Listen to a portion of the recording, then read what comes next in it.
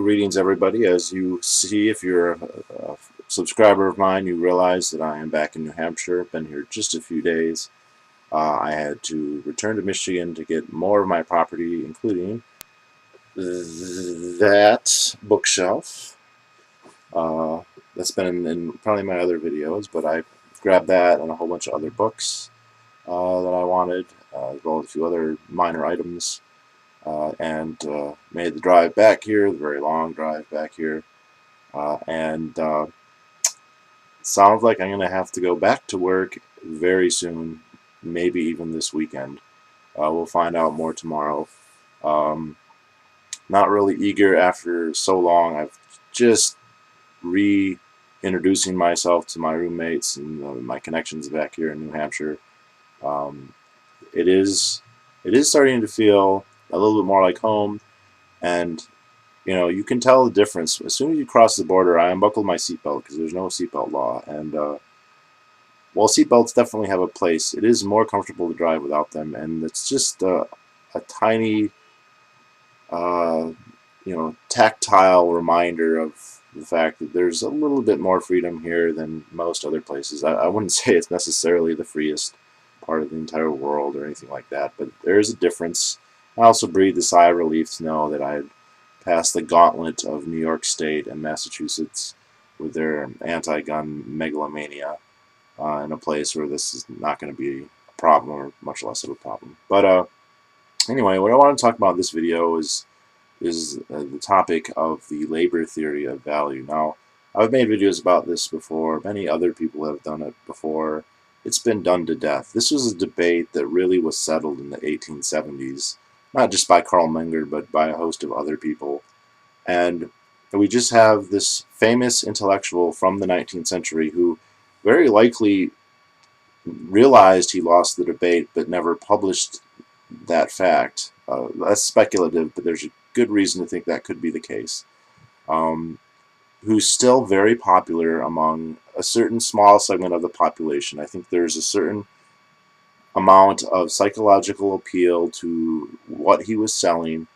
Of course, I'm referring to Marx here. That it just has an eternal appeal to some people, and no amount of theoretical or empirical debate is going to change their minds, which is one reason why, even though I realize people still believe this kind of stuff, I don't see a big reason to delve into it further. However, while I was at work, I started to receive very long, lengthy comments from a new subscriber, someone who subbed, and they said they'd been referred to me by a friend of theirs. I know I have at least a few people who are former anarcho-syndicalists, anarcho-communists, or Marxists who watch my stuff, and this person said they were referred to me by a friend, and I engaged with him at length for a while, but really that does get tiresome when he will assert something, well, Marx, give a Marx quote, and then you explain why this is invalid or doesn't really isn't applicable, and then just requote Marx again as if, well, if I reassert it, it's like adding another point, and that's not true. So I tend to feel like if I'm writing a lot in comments that it's something I should make a video about, because it's stupid to put all that effort into something that literally nobody is going to read. I think in my entire life, maybe on 2 occasions, people have commented and say, wow, I read all your comments and you made some good points. I have, like, and you say that and then you realize how many hours, and at this point it would be many, many, many hours, potentially in the hundreds. I don't even want to think about it though. Typing comments and just realize that almost no one's ever going to see or read them. And even though I don't have a huge subscriber base and millions of views or anything like that, I do get a decent number, a large enough number and a high enough retention. Enough people watch my videos through that I can rest my mind at ease that I have a bigger audience than your average, actually not even your average, you're way above average teacher or professor at a university, except for ones who are famous. So Noam Chomsky has a bigger platform than me, absolutely, but your average one, no. In fact, I was trying to do the math. I had a father who taught in public school for over 40 years, And I was trying to do the math, and I was calculating that it's a good chance that there's more time has been spent watching me than has spent of students in his classrooms. I'd have to game that out a little bit more, but I think that they're at least comparable, which I like. So there's that, and then the other thing, I kind of realized a couple other ways to approach the labor theory, some of the contradictions that are implied if you were to accept it, and with common Marxist dogmatic positions that I thought I wanted to add. I haven't heard it before, although I highly doubt it. I am originating anything here. And the other thing is, it's May Day, so what the hell, I might as well do a video. So, this commenter, and he seemed to quote Marx with great alacrity, and seemed pretty familiar with him. If his understanding is incorrect, I think it would at least be indicative to say, well, this is what the believers of Marx say, even if it's not totally true with the text.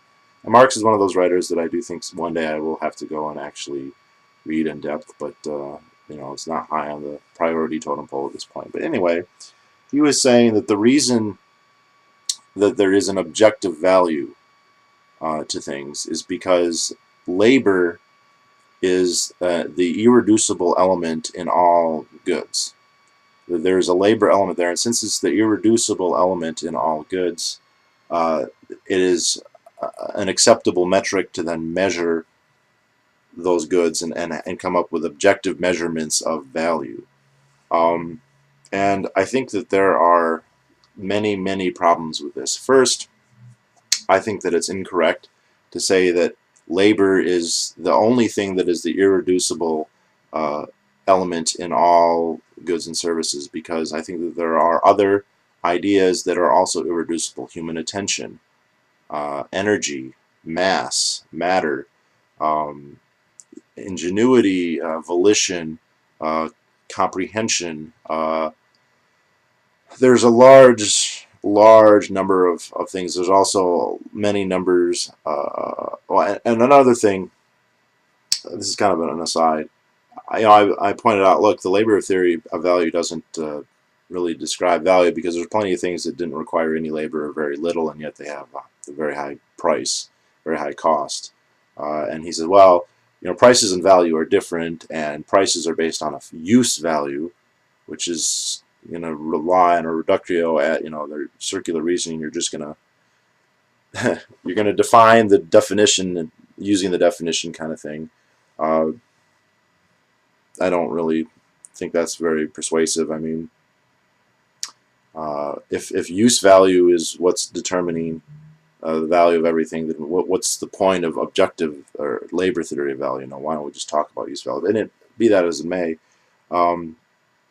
there's lots of abstract human elements that are reducible in all human action, to use throw that term out there, not just labor. And then the other thing is, if you look at labor, the term labor means lots of different things, and when Marxists use it, it's not really clear what it means, because you could say labor, and even contained within that there are irreducible separate things like energy and mass. And you look at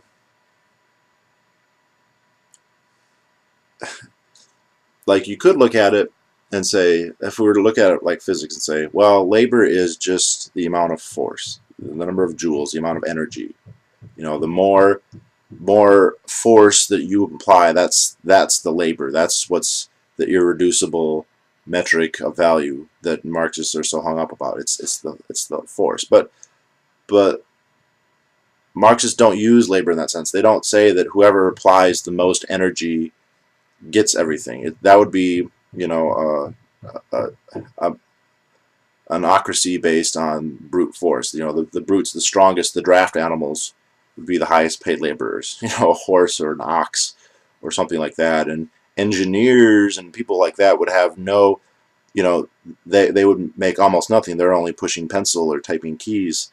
And Marxists, by and large, very few anyway, especially the ones that are vocally promoting it and trying to spread the idea, I don't know any who go and say, well, it's based on the amount of energy.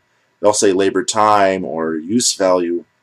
And so what are the other elements would be like, the mental effort. But then again, they don't just go and say, oh, you're smart, you came up with this idea, so you should get a whole bunch, and then a worker who doesn't think at all. Because there's plenty of jobs that require very, very little cognitive activity for conscious thought anyway.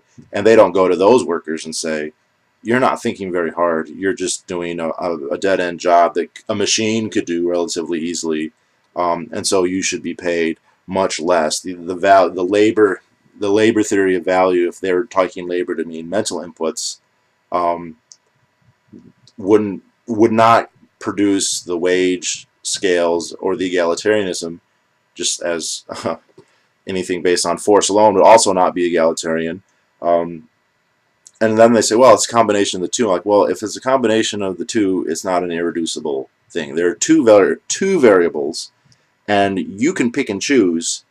And this is what in effect they are doing. They're going and looking at someone like, I think you should be paid X, and then they can him and haw and say, well, I think you should be paid X because there's so much mental effort and there's so much physical effort. But there's no objective arithmetic that's going together into that. You're taking two qualities, and that's the other thing. These are non-quantifiable qualities if you're talking about things like human ingenuity or volitional action. There's no way to quantify that and to measure it. Just say there is such a thing as human labor per se, but it's abstract. That's the thing. The only irreducible parts are not abstract, and they're going to be like energy and mass, and that's not what Marxists are talking about. That's not where value comes from, according to Marxists. At least any of them that I've ever heard. So they're taking this abstract concept, and they're saying that's it, but that's an abstract concept, and it's arbitrary, and it's not the only abstract concept that we could apply. It's very, very frustrating. You read this stuff, you'd quote Marx, and it'd be like, that sounds nice. That sounds nice, but it's not actually describing like reality per se. Like there are many different abstract human. There are many different terms for abstract human elements that are present in everything, and most of them, like intuition or imagination, these things, at least for now, as far as I'm aware, and probably theoretically forever, aren't quantifiable. There's no way to measure them.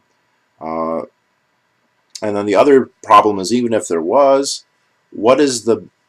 I mean, you're taking an apple and then you're saying it's equivalent to an orange. You're saying, let's just assume that there weren't contradictory ideas of what labor was. Let's assume that there was an irreducible element of labor, that there is this thing in the ether called labor. And I know that's maybe not true, fair. Maybe they're not saying it's actually a physical property, but there's this element called labor. Let's assume that there is, and that it's not contradictory, like I've said. It's an equivocation that then say labor equals value, right? Like that's a big jump. It doesn't matter. You just saying, well, it's an irreducible element in human action doesn't mean then it's a measure of value. This would be like, well, we could irreducibly measure the weight of mass, and that doesn't mean then that we have a way to measure energy by using that unit, or inventiveness. We could say, oh, we know exactly how much energy. I mean, here's another way. We know exactly how much energy is used, and we can make an objective measurement of energy, joules or watts. I'm not a physicist, so I don't know. And then say, and using that energy measurement that's objective, let's say, we can determine right or wrong, because we can measure and say, oh, there's this, there's energy loss, or there's, if it's positive or negative, we can say if it's right or wrong. No, like aside from the fact that the units that you pick are arbitrary, that's not so bad, but you're just conflating and equivocating two separate things. Even if, and like I said, I don't think that their concept of labor, I don't think the concept of labor can be harnessed in the way that they think. It's a useful term when we're talking, but if you're trying to be scientific and absolute, which is what you have to do if you're going to build up an entire system based off of fundamental premises, like those premises have to be correct. Like you can't have nebulous, incorrect premises and then build on that and expect anything to work. And and by terming it like that, pretty obvious to see that's what Marxism did. It took premises that kind of sound maybe okay, but they're not if you really examine them, and then they build this whole apparatus on top of it, and the next thing you know, we have the USSR and Communist China and things like that. And I know people are going to say, oh no, Stalin, blah, blah, blah, he diverted from Marx and whatever. Different video, I don't want to get into it, but I'm still waiting for the good Marx, the wonderful, great thing that Marxism gave us that I can, say, ah, yes, okay, maybe there's something to this. But no, I don't think the labor theory of value is correct at all.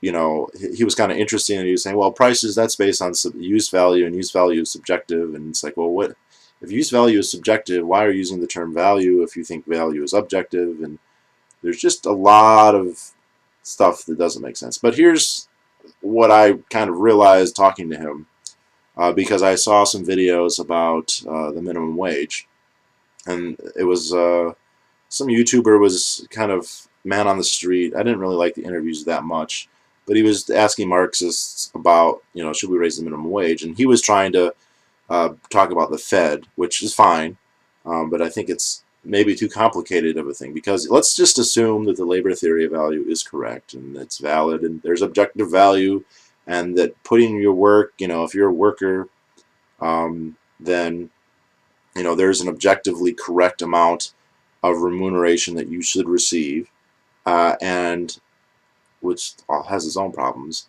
and that not receiving that remuneration, that's not only a miscalculation, it's also morally wrong. It's a crime, which is how Marxists use it. I mean, the labor theory of value is used to point at workers, at wage laborers, and say, you are being oppressed. You are working, and the value of what you're producing is X, and you're receiving X minus 1 or 0.8X or whatever it is. And that is exploitation. That's wrong. And all the moral indignation about capitalism, the modern world, as far as I'm aware, is derived from this injustice. So it's apparently not just bad, it's really bad in the Marxist worldview. Okay, well, let's assume that there is and most of you probably guess where this is going to go. If there is an objective theory of value, and let's say it's the labor theory of value, then there are objective wages also. And those objective wages, I'm just going to assume, are not all going to be more than the minimum wage.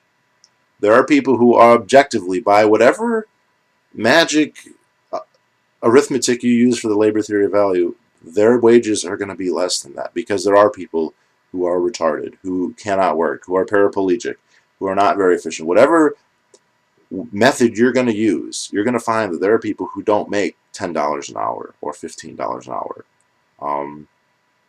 Also, there, just as an aside, he was like, in capitalism, all wages are kept at subsistence levels, only.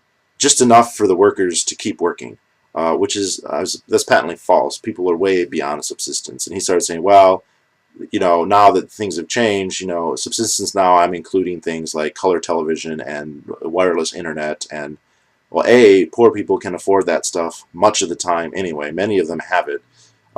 B, you just created a floating scale, and you're saying it's objectively wrong, but are we going to change what counts as wrong or not? I mean, I can't think of any theoretical reason that would scientifically demonstrate that you have to have internet or else you are being wireless internet, nonetheless, wireless internet, or else you were just above subsistence. Like, that's a very different subsistence than it's insulting to people who are actually at the subsistence level, like, which is like there's an academic disagreement here, but there's also, how can you be so crass that you're going to lecture about the subsistence of blue-collar workers in the UK who are, by historical standards, unbelievably wealthy, when there are in fact people who aren't living. And the other problem is the stuff that you advocate is harming the people who are actually in a bad position. You know, the minimum wage hurts the poorest people the most. And I know they think when they raise the minimum wage, they're hurting the capitalists, but they're the people that are hurting most, the small capitalists who can't afford it. The big capitalists are benefited because their competition's eliminated, and then the workers who don't make as much as the minimum wage and who are driven off or reduced hours, who are of course the poorest people. And yeah, this is why it's not exactly funny, even though it is ironic. In any event, the minimum wage makes no sense in the context of the labor theory of value. Labor theory of value does not have any provision in it that I've ever heard that says there's a minimum below which, you know, at which everybody automatically makes. And here's the other problem. If we have Marxism and there are no capitalists and everyone's a worker or whatever their utopia is, the only way to have charity, the only way to have you know, tax-funded or not, you know, collectively funded programs, welfare programs for those who can't work at all or who can't work very little, is to take money away from people who are productive workers. Now, presumably, these people are being paid exactly what they're valued at. And if you're going to take 10% or 5% or 2% or whatever it is to pay for those who can't work, then you are committing the exact same moral outrage that you say capitalists are invalidated for committing. You know, you're going and saying capitalism cannot exist, it's evil, because, you know, the workers aren't paid the full value of what they produce, of their value of their labor. And then you're going to go to those workers and you say, I'm going to take, and let's be honest, it's going to be 30% or more. It's probably going to be like 90%. But let's say it was, you know, 5. You're going to take 5% to pay for other workers. So that's not fair either. Then the recipients of charity have become as morally outrageous as the fat cat capitalists. They're the ones who aren't doing any work. You know, as they always erroneously say about capitalists. You know, oh, capitalists, they don't do any work. Okay, so neither do quadriplegic people, neither do retarded people, neither do very old people, neither do children. None of those people do any work either. Sometimes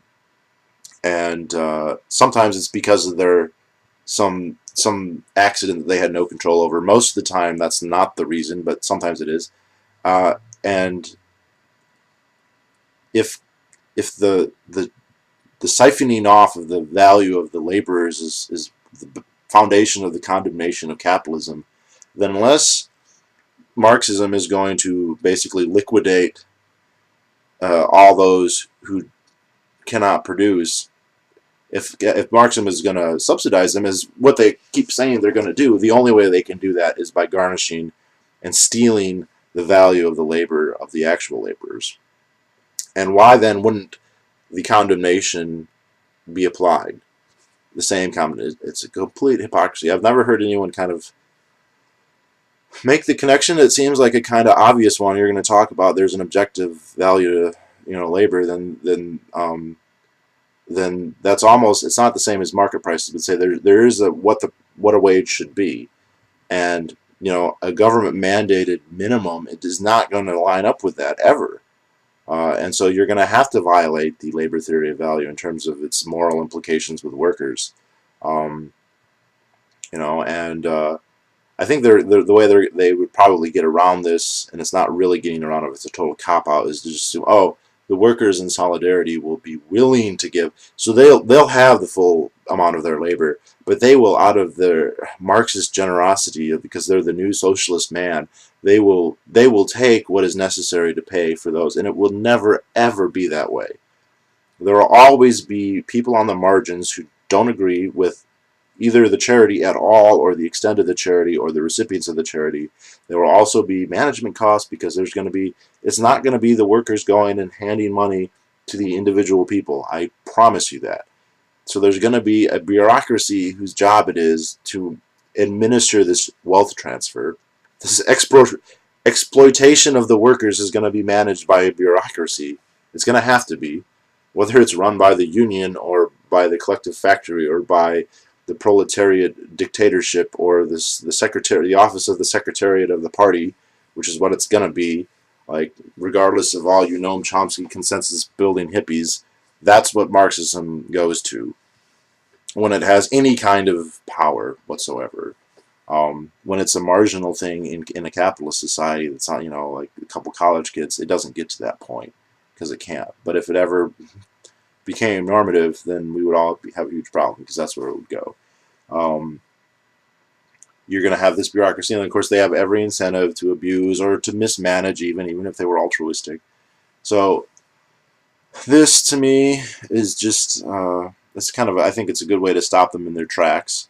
They're going to have to advocate exploitation. The only way it's not exploitation, by the way, it's exploitation by the labor theory of value. The only way they can get around it is to basically posit unanimity. Say, oh, everyone is going to agree to this.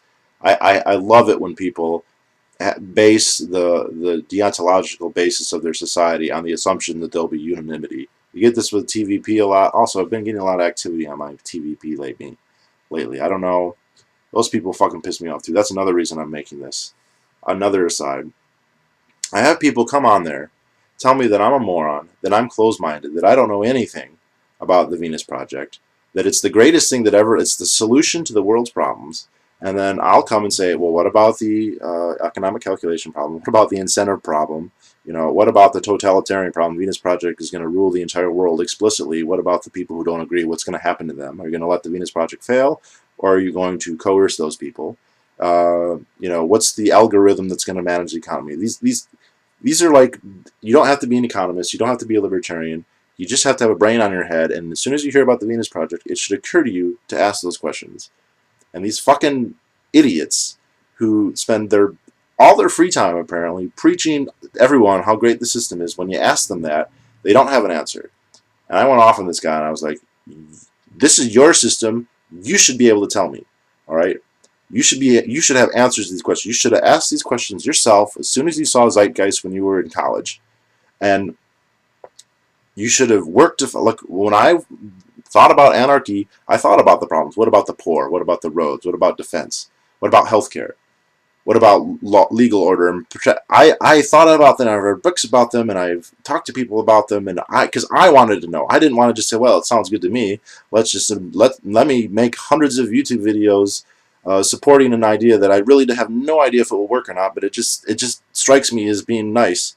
Like, no, and that's why when people do ask me about those things, I have an answer. I can actually explain why. And then you ask these people, and it's like, oh, and this fucking loser goes on and he types, he tags like 8 people and goes, I need your help on this. I'm like, why are you advocating the system if you can't even answer basic questions about it?